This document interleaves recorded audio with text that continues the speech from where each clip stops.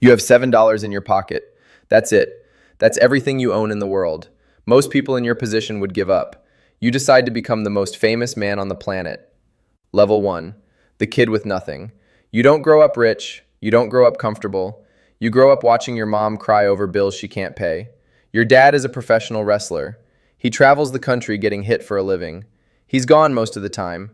When he is home, he's hard on you. He doesn't believe in soft. He believes in tough.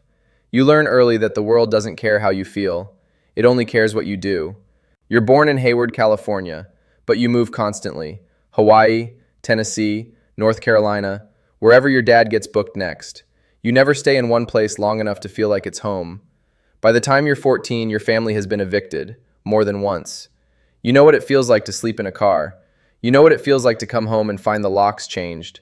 You know what it feels like to have nothing. And here's the thing about having nothing. It either breaks you or it builds you. You get into trouble, a lot of trouble. You're arrested for the first time at 14 for shoplifting. You get arrested again and again.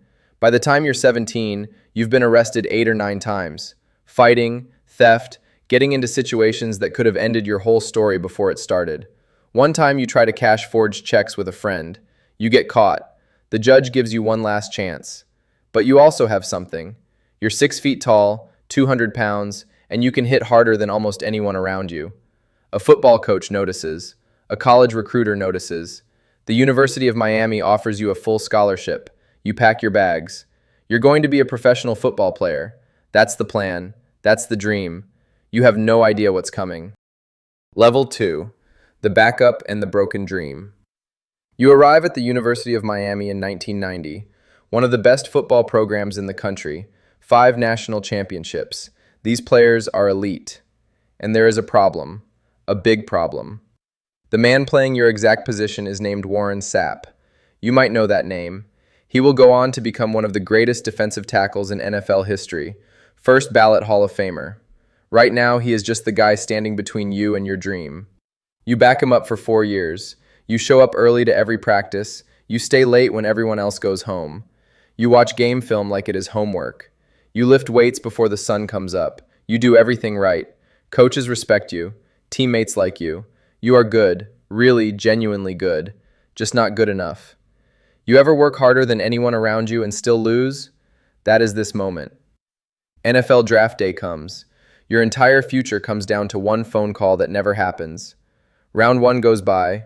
Round 2, 3, 4, 5, 6, 7 rounds.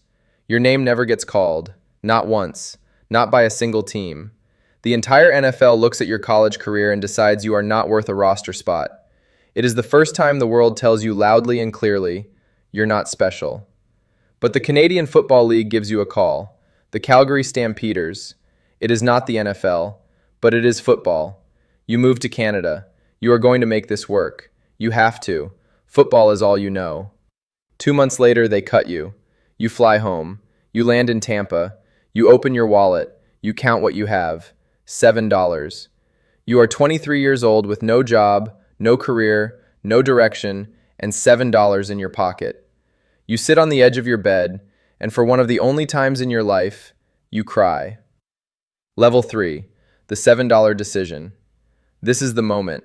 Not WrestleMania, not Hollywood, not the tequila brand worth billions.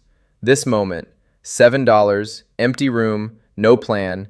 This is where everything actually starts. You call your dad. You tell him you want to learn the family business. Wrestling. Your father, Rocky Johnson, was one of the first black tag team champions in the WWF. Your grandfather, Peter Maivia, was a legend in Hawaii. You come from wrestling royalty. Your dad doesn't say congratulations. He says get in the gym. The training is brutal. You learn how to take bumps, how to fall on a hard canvas mat and make it look painful without actually destroying yourself. You learn how to work a crowd, how to use a microphone, how to make 20,000 people hate you or love you just with your voice and your body. You discover something surprising. You are very, very good at this. The thing you thought was the backup plan turns out to be the real plan. After a year of grinding in regional shows, the WWF, what we now call the WWE, calls. They want you on the main roster. Your debut will be at one of the biggest events of the year, Survivor Series 1996, Madison Square Garden. Your name is going to be Rocky Maivia, a tribute to your father and your grandfather, a third-generation superstar, a legacy moment. What could go wrong? Level 4, the rookie nobody liked. Everything goes wrong. Madison Square Garden, thousands of fans, your debut. You are supposed to be the hero. The crowd is supposed to love you. They do not. They boo you. Loud, mean, organized. Die, Rocky, die. That is what they chant. Rocky sucks. You are too polished, too clean, too perfect. You feel like a product being sold to fans who can spot fake from a mile away.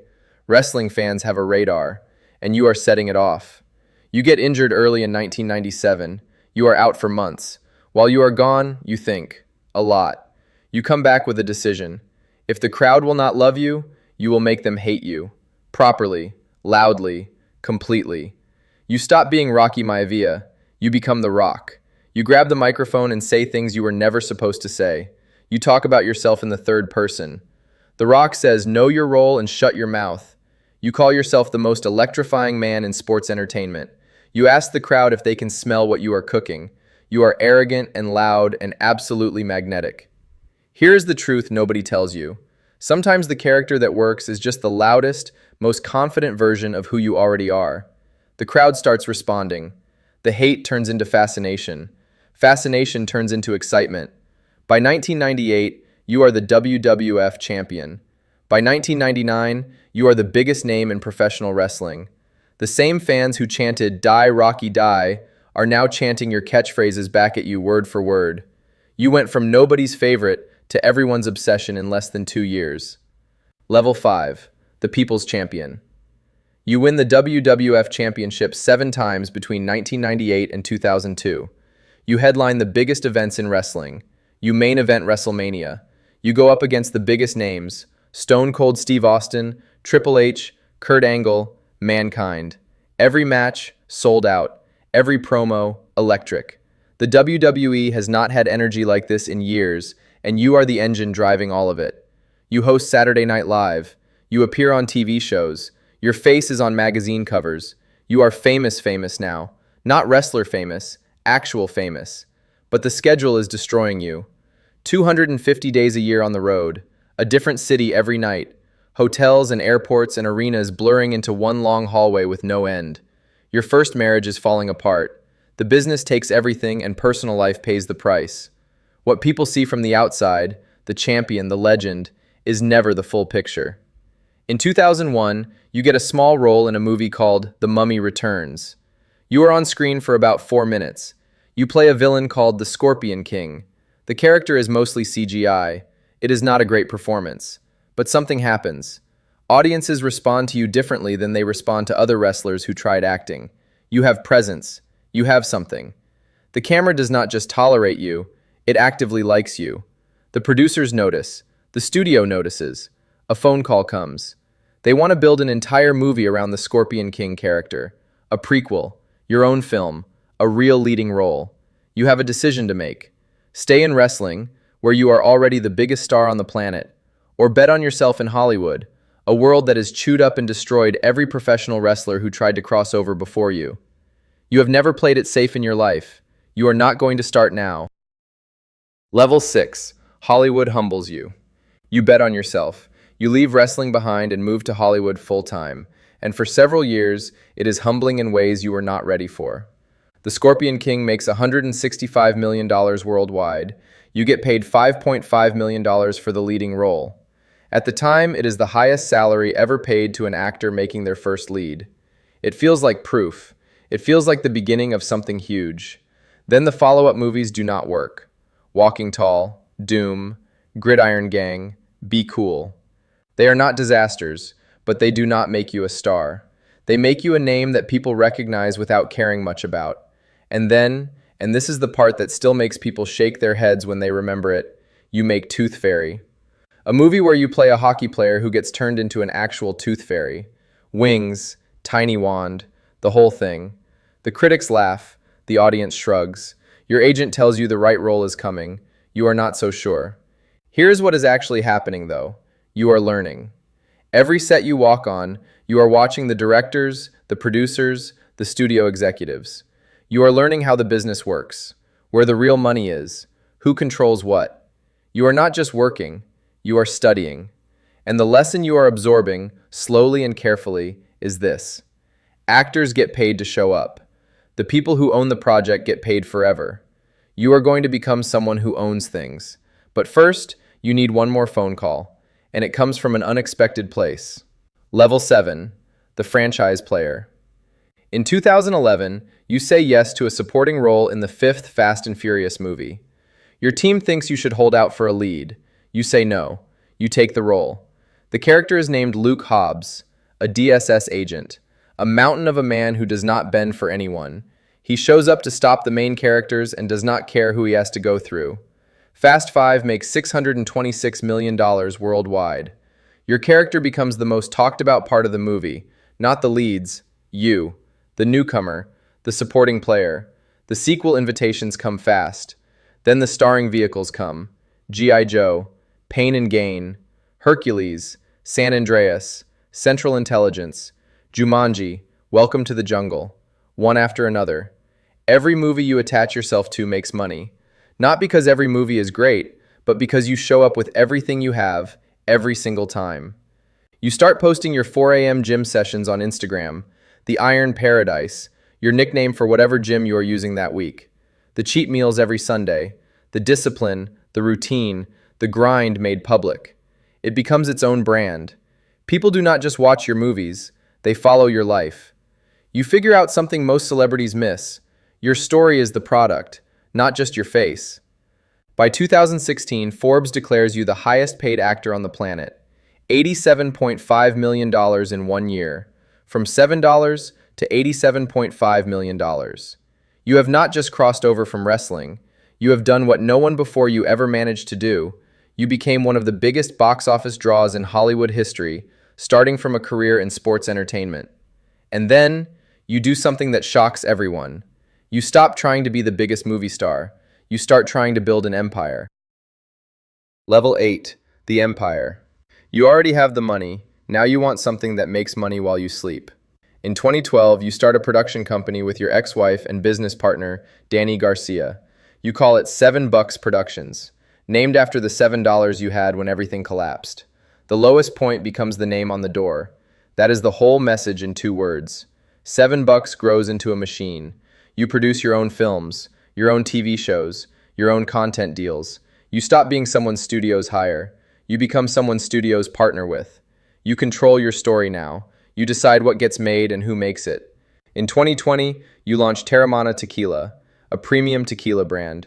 Your face, your name, your story. It sells 1 million cases in its first year. 1 million. That is the fastest any spirits brand in history has ever scaled to that number. Experts in the industry cannot explain it. You can. People do not buy the tequila. They buy what it represents. The comeback. The grind. The guy who had $7 and built something anyway. Moet Hennessy, one of the largest luxury goods companies on the planet, buys a stake in Terramana. The valuation is over $3 billion. Your tequila is worth more than most careers. You buy the XFL, a professional football league. The sport that told you no is now something you own. You sit in the owner's box of a league. Think about that. The sport that cut you is now yours. Your net worth crosses $800 million. Some estimates say it is close to $1 billion. Political analysts start including your name in conversations about presidential runs. You poll well, better than sitting politicians. You never say yes, but you never say no either. You are 51 years old. You have been evicted, arrested, cut, booed out of arenas, and told by everyone who matters that you were not good enough. You have been the best in every room you walked into, and you have built an empire from the ground up using nothing but work, consistency, and the absolute refusal to stay down. And every single morning, at 4 a.m., before the rest of the world opens its eyes, you are already in the gym. Not because you have to be, but because this is who you are. This is the thing you built yourself into. The discipline is not a tool anymore. It is the identity. Here's the thing about Dwayne Johnson that most people miss. It was never about wrestling. It was never about movies. It was never even about the money. It was about proving something. To the judge who gave him one last chance. To the NFL scouts who never called his name. to every room that told him to wait in line. You do not build an empire to get rich. You build it to prove that the kid with $7 was worth betting on all along. Somewhere right now, a kid is sitting in a small apartment with almost nothing in his wallet and a dream that everyone around him thinks is too big. His football career just ended, or his business just failed, or the thing he worked hardest for just did not come through, and he is staring at the ceiling wondering if any of it is worth it. He does not know his name yet. He does not know his story yet. But if he keeps going, if he gets up one more time, if he finds the thing he was actually built for and bets everything on it, he might just build something that makes people stop and say, "I didn't think that was possible." Dwayne Johnson didn't think it was possible either. That is exactly why he did it. Somewhere right now, a kid has $7 in his pocket. He just got cut from the team. He just got told no. He doesn't know what comes next, but he's about to find out what he's really made of. He always does.